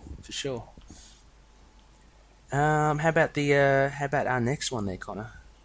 Adam Prine in his prime, tiny boy, is here to say, wow, divisive indeed. This is truly a leap away from the Moon Knight we know and love. Everything is different. The tone, the characters, the backstory, the art. I actually thought the lineage thing was pretty cool. It was corny, but we've been down the road of multiple avatars for Khonshus before, Bun, and I feel like with the gods being eternal, there would be an ongoing controversy throughout multiple generations. I agree with you on all the characters sounding the same. I'm not a bigger fan of that. Bushman seems like just a nuisance. I know they're setting up for Ra, but I've always been a big fan of Bushman, and I would really like to see him frightening again. Absolutely. And he referenced getting his face ripped off. How'd he come back? I love seeing Marlene again and think that the kid twist was super cool. Why'd the daughter say Uncle Jake? Who's the dad? I'm glad we're expanding on the Jake story from last issue. I was afraid we're just kind of getting left with questions of what kind of sick things he's been up to. Agreed. I love the boxing match. The art was freaking incredible. I'm digging the colouring so much, especially the lineage scene changes. I want to know why MK was fighting all the handicapped people. Yeah, good point. Anyway, sorry for jumping around so much. I'm so excited for the series. Regardless of how much we like it, no one will disagree that this is another shining example of MK being one of the most creative outlets for writers/artists at Marvel. Yeah, well, certainly Bemis has taken him on another twist and a turn. And yeah, it sounds like, Connor, that a lot of people are loving the lineage thing so far. And it's a good point here that Adam said that it was actually alluded to before with Cullen Bunn's run, which I didn't pick up. But yeah, that's quite interesting. Yeah, I agree with Adam about wanting Bushman to be frightening again. I'd love to do that. I'd love to see that as well. And also, also the handicapped people, Connor. Now, what did you? This was a bit of a random thing as well. I always Oh, sorry. Yeah. Oh, sorry. Go on. You're probably going to say what I think it is. Oh yeah, sorry to cut in. No, I said I was just saying that. I think it's definitely the people. Bushman was speaking to about being hurt by Moon Knight. You know, this is their chance of getting back at them, and and Bushman's using all these people who've been hurt by Moon Knight. You know, brutalized by Moon Knight, hence why they're handicapped. Yeah, which is pretty cool. It actually shows the brutality of Moon Knight, doesn't it? It's it's quite a scary thought. But he's kind of left people with long-lasting, lifetime scars. So.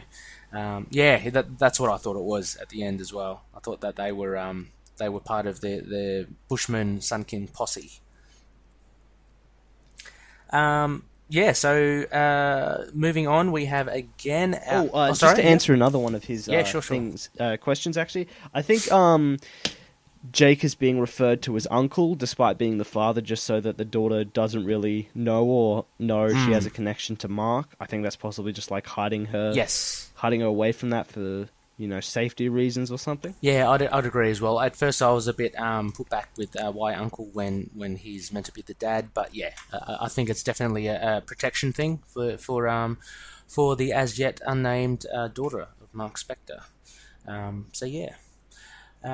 So the next comment, we've got a short one from our man on the streets, Tommy Lemire Kawel, and he says, I swear that's Randall Spector in the wheelchair and Morpheus cloaked in the back, or maybe the hood again. And he's referring to a panel where Bushman and Sun King are on stage and they speak to the crowd. It could well be. There are a lot of savoury looking characters there, Connor.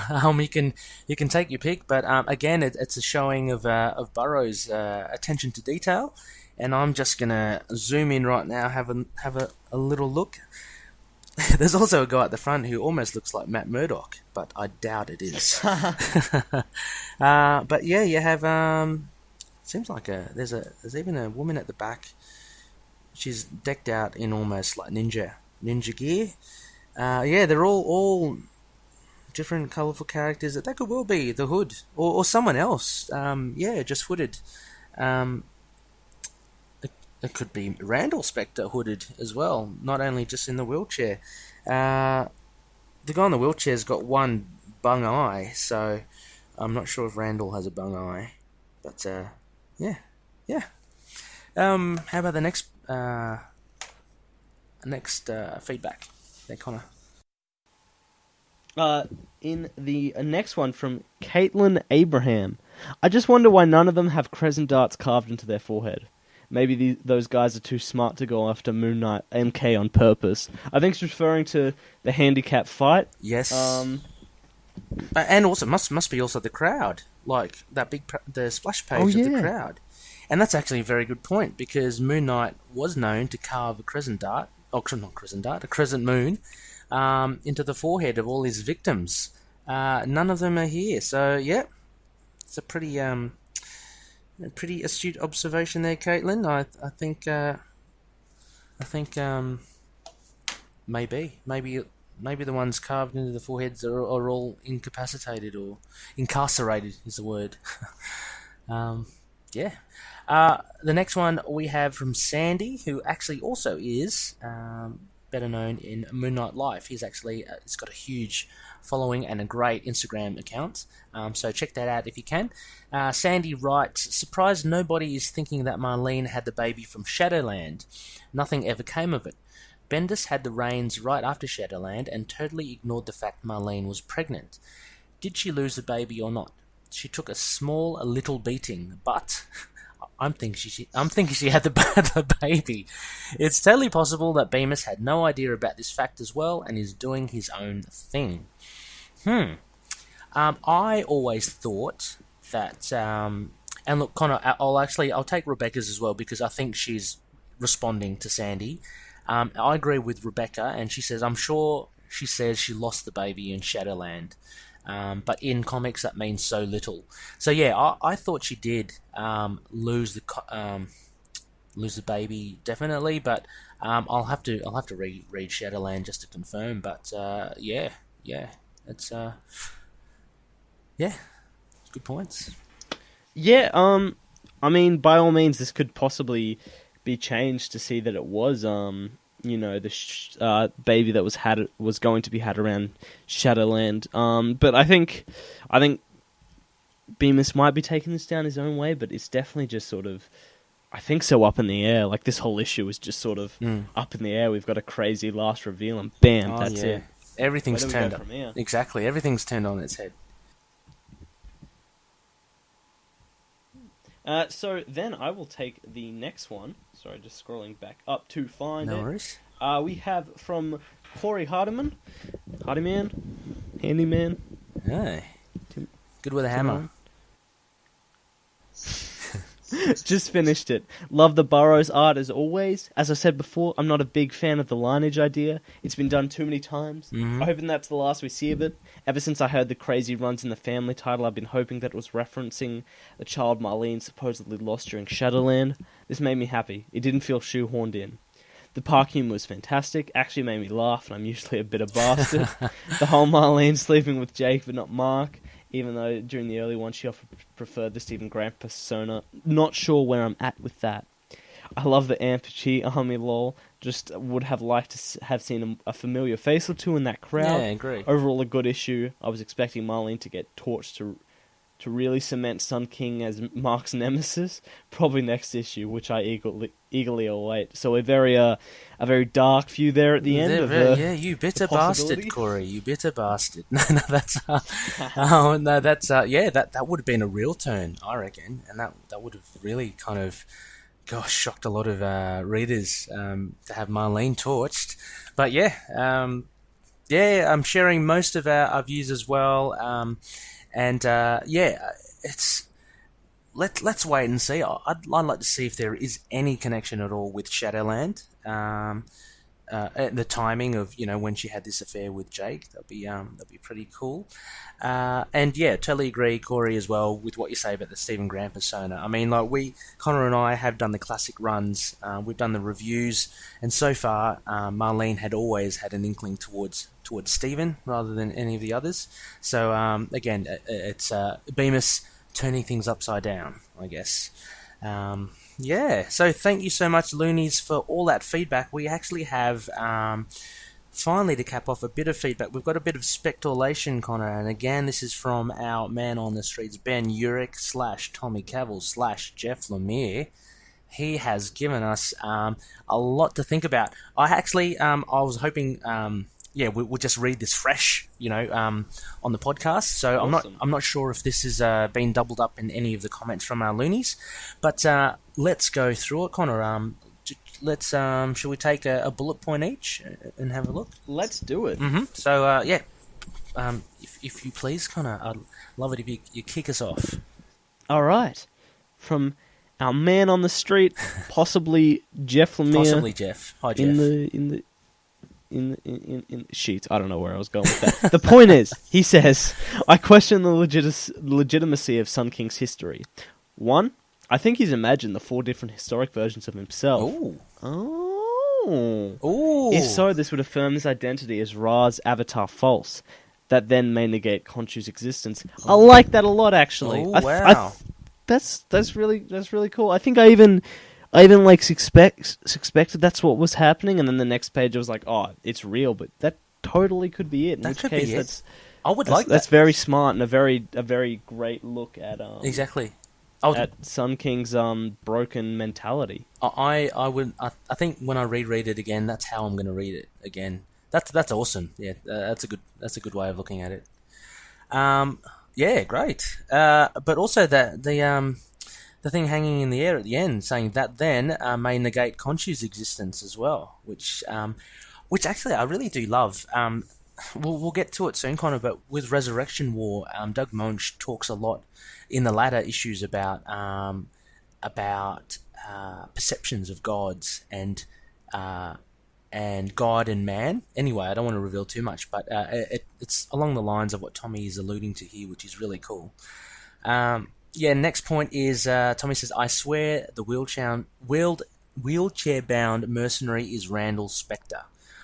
I would also defy the individual at the back of the warehouse is indeed a Morpheus, is the heavily armoured figure to the immediate left of Bushman's head, Black Spectre. Who is the masked dude with the massive spiked teeth? I reckon these are generated from the imagination of Jason Burrows.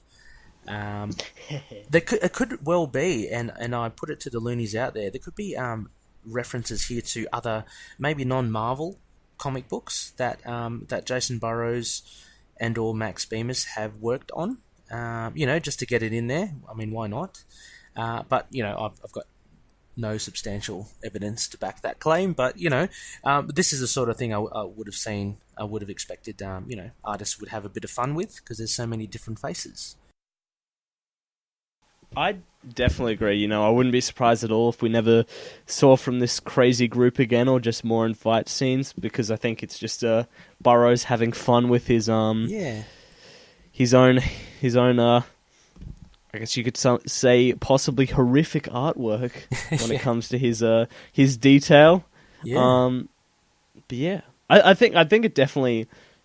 I suppose there's definitely enough of them to leave open for any possibility with what Bemis wants to do in the long run. Yeah, who knows? They might even turn up later on. That guy with the big smiley face, with the spiked teeth. Yeah, I like the look of him, so I'm hoping he turns up somewhere else. And then from me, Mm-hmm. Jake comment seems to suggest that Mark did indeed create Khonshu. The Mark indeed. Oh, okay. Jake's comments seem to suggest that Mark indeed create Khonshu. Which comments are these actually? Let me just look looking. through. He's got the page reference here. I think page 6. Oh. Page 6. So I think that's what the numbers in the brackets mean. Then, hang on, I'm just sorry, Loonies. This is not good listening, but it's just.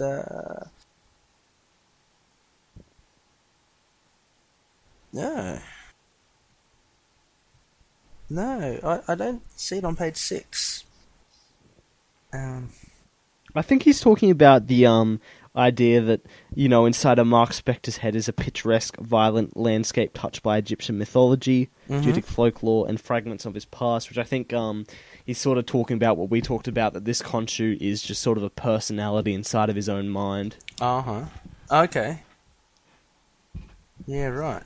Yeah. Oh, look, I still am up in the air about that as to whether Mark created Khonshu. But again, it touches upon this great discussion that Doug Monch had in Resurrection War about God and man, which look, I'll just say right now anyway, might as well, is the faith in God, in a God, is that generated from like a man, like the idea of a god is generated from a man, and that actually gives the gods power because we, in essence, put it up and worship it.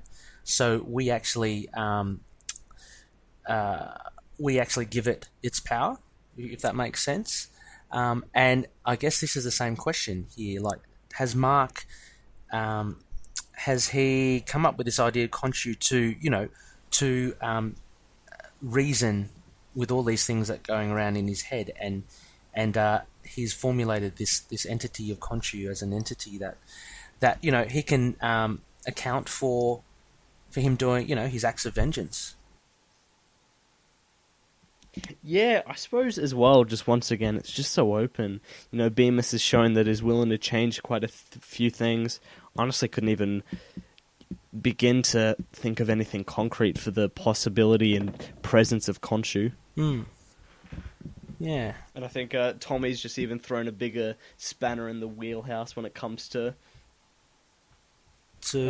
our own ideas of what's really happening. Yeah, true. I love this speculation. It's good. His next point is the embrace between Khonshu and Stephen seems odd, but I think it's just a way to note that all four personas are at peace, and I'd agree with that. I mean, there's some sort of agreement between Jake and Mark that they will kind of exist for the time being together without conflict, and that seems to appease Stephen Grant at least. Tommy goes on to say, this, however, would negate the control that Mark establishes over his mind at the end of Lemire 14. Maybe not. Maybe this is a similar narrative to accompany Lemire's intent.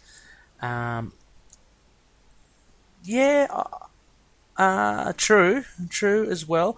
I mean, this could be, the way I took it as well, it didn't have as much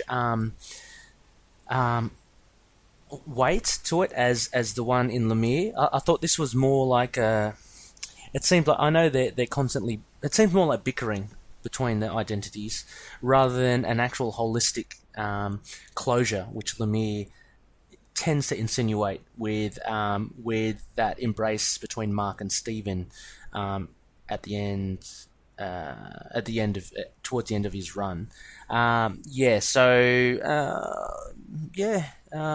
Thought maybe not. I think this is a smaller scale of bickering and making up.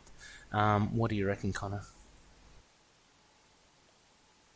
I would agree. I think, yeah. I mean, I'm not quite sure of Khonshu's overall presence, but I think I'd agree with that. Yeah. Sorry. Oh no, sorry. Go on. No, I was just going to move on to his next point. Mm-hmm. And he's harkening back to our most long-running question, the almost unanswerable question. Answered, maybe. He said that notice that Marlene's surname is spelled Alraune with Alraune on page 8. Yeah, I'm looking at page 8. I don't see it, so maybe the pages are slightly different than the digital copy. Have you got the soft copy? Oh yeah. See, on the digital copy, it's on page 10, which I see is a couple of... Yeah, okay. The digital copy also counts as the cover and things as pages, I suppose. So that makes sense. That makes sense. So...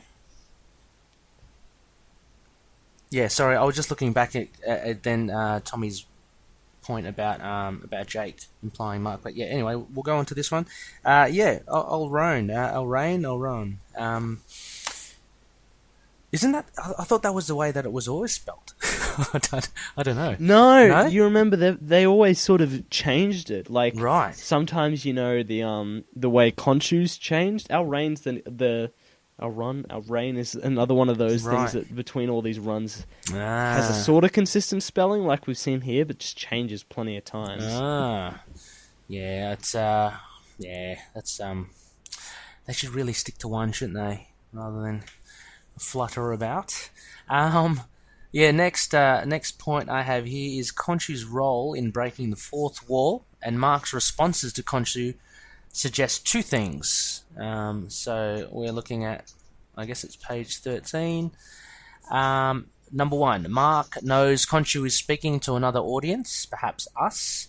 And two, Mark knows or hears Khonshu's voicing his thoughts out loud all the time, not necessarily to an audience outside the comic. Because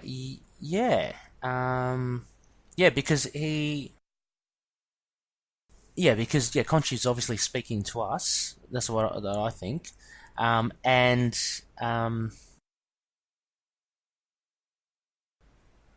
He's alluding to, Connor, I think, the comment where Mark says, "Stop that. This is dark, even for me."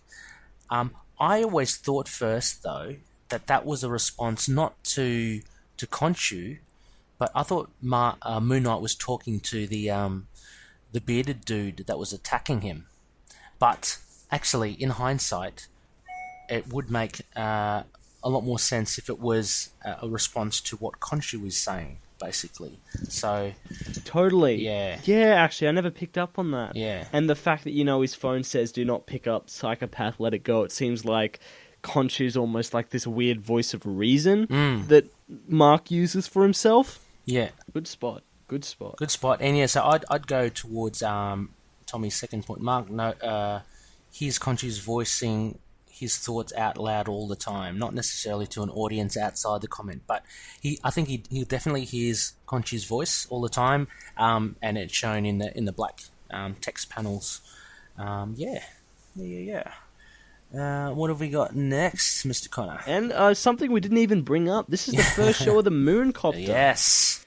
On page 1214 for the 1214. digital edition, we see just the bottom panel, a gorgeously, as he puts here, classic flatline crescent design. Yeah, pretty slick. This is the Mooncopter I like. Not that earlier, business. But yeah, very cool. Very cool. And he makes a really cool point that, based on the water disturbance below, that the points of the crescents are actually the front. Right. It's like a big U flying forward. Yes, yeah, which is even better. Actually, yeah, I like that even better as well. Better than it being the other way. So yeah, yep, good pickup. Yeah, and that's how I read it as well, Tommy. Going, with the pointy bits first. So next point is the child addressing Mark as Uncle Jake is a bit surprising. Is the framed picture clearly depicting Lockley a picture of Marlene, Child, and Uncle Jake? Or is the picture of Marlene, Child, and Daddy Mark? Yeah, I think this, as you covered already, Connor, was more to protect the child by possibly not letting her know that Jake is the father, so just calling him Uncle Jake. That's how I read it. Yeah. For sure. Yeah. And he's got the other. If the image depicts Uncle Jake, then the child sees through the moustache and jaunty cap disguise and would presumably see any version of Mark as Uncle Jake. Ooh, pretty cool. Otherwise, the child legitimately thinks that the mustachioed fellow in the photo is, in fact, Daddy Mark, and Uncle Jake is the clean-shaven man we know as Mark Spector. Oh, so maybe... that... Which actually doesn't paint Marlene in a very good light. She must have... she might have told the little child something else. Which, yeah, I'd care not to think. I'd actually like Tommy's first point there as well, in that she actually can see all of them, despite whatever disguise they have. So, that's a pretty good thoughts there, Tommy. Should I call you Jeff? Next one there, Connor. Would this be Jeff trying to sway influence over the series? I think he so. Now has no control of? I think Jeff is trying to get his fingers in the pie here. Leave it, Jeff. You've had your run. Get out of here. We've got Max now. He says here, all the same, I love that Marlene and Mark have a hidden commitment to each other. They haven't given up. Maybe Mark cut off the relationship because he placed Marlene in too much danger. Maybe the other way around. Yeah, I do love it. I love to see them together.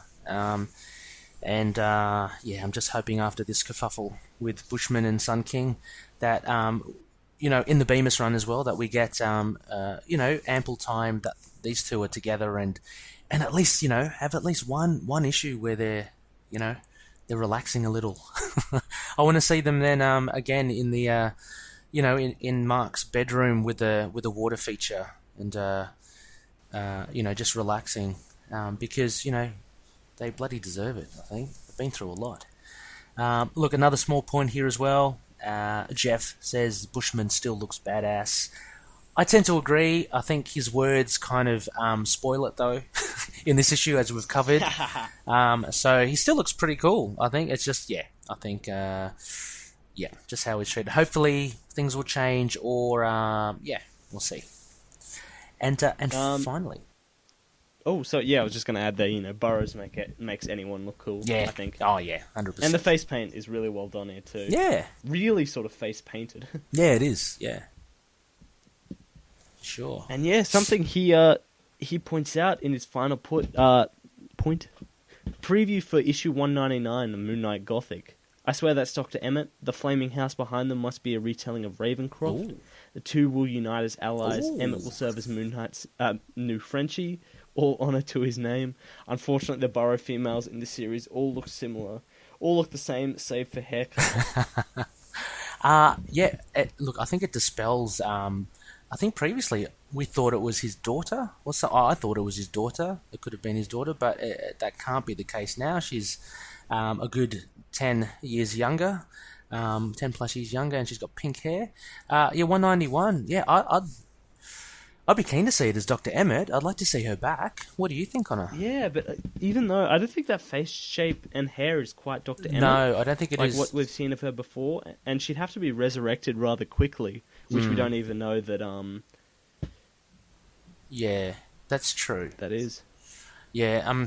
So who can it be then? It's pretty weird.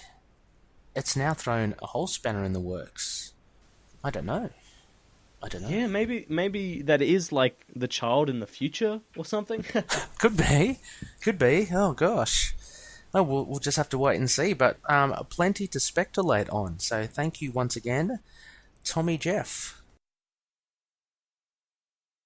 Right-o. So I think we've come almost towards the end of this bumper episode, Connor. We've clocked over 2 hours. Big one. It was a big one indeed. Next phase. We are back to our classic and modern run. So we'll be continuing our classic run of Moon Knight's appearances chronologically from the very beginning, and we are up to Defenders Volume 1, Issue 50. It's Scorpio Must Die. It's the last part to this absolutely fantastic story by David Kraft of Scorpio and Nick Fury and Moon Knight with the Defenders. So that's going to be pretty cool, Connor, to do. We have another guest narrator who, again, I will not release the name of, but very exciting to have him on board. What's on the modern run, Connor? We are, like the third of the current run, we hit the third issue of Resurrection War. Hopefully things begin heating up. As we see this next chapter of this 4-part mini. Yeah. And that's the second half of the series, so tune back in to see how it all changes. Yeah, unless you've already read it, because it's 20 years old, in case you know. Exactly. But, take it out again, have another reread, and get yourself reacquainted. I had a bit of a reread of this, Connor, as well, and it does pick up. I'm quite happy with this issue 3 of Resurrection War, so looking forward to breaking that one down. For our spectacle, we have shout-outs. Again, massive shout-out to our two mates, Daniel and Joe from Geek Street Podcast. They can be found predominantly on Twitter at Geek Street Pod, and they have an Instagram account. So if you just search for Geek Street Pod, their podcast, Geek Street Podcast, is available. It should be available on all good podcast catchers. And would also like to again a massive thank you, and we're only just joshing as well. No ill intent. But we just want to thank Tommy Kawel again for his fantastic input into the episode and for writing the awesome Bare Bones. So thank you sincerely, Tommy. That's really cool. And we hope when we call you Jeff that that's taken pretty much as a compliment, because it is actually.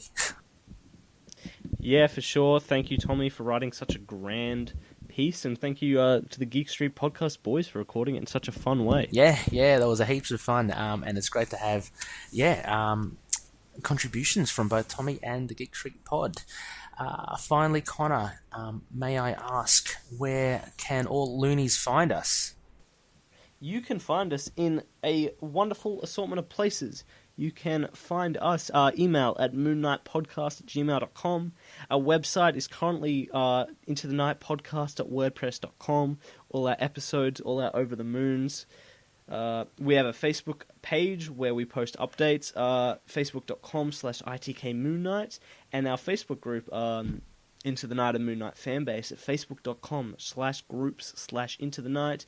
Tweeted us at ITK Moon Knight, and we're on Instagram, Tumblr, YouTube, all good podcast catchers. Just search in that search bar, Into the Night and Moon Knight podcast, and we should hopefully be there. Boom.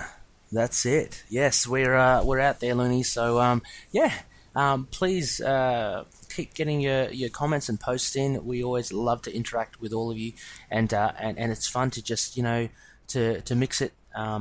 Just to discuss things that we all love together. So Moon Knight's a great way to discuss comics. So thanks once again. Thank you so much, Connor. As always, Mr. High Priest. It's been a fun one, this one. Yeah, a nice lengthy episode to make up for our absence. Thank you, Ray, for starting us off on the right foot with another great episode for 2018. Into the Night. My and God. the first great one for 2018. And here's to many, many more over the 52 weeks of this year. Yes, for sure. And there's only one more thing to say, Connor, before we bow out. May Khonshu watch over the denizens of the night. Goodbye, everyone. Catch you later, everyone. Moon Knight and affiliated characters, stories and events are properties of Marvel Characters Incorporated. Materials used and discussed within the podcast are intended for critique and review purposes only under the fair dealing concept of the current Copyright Act.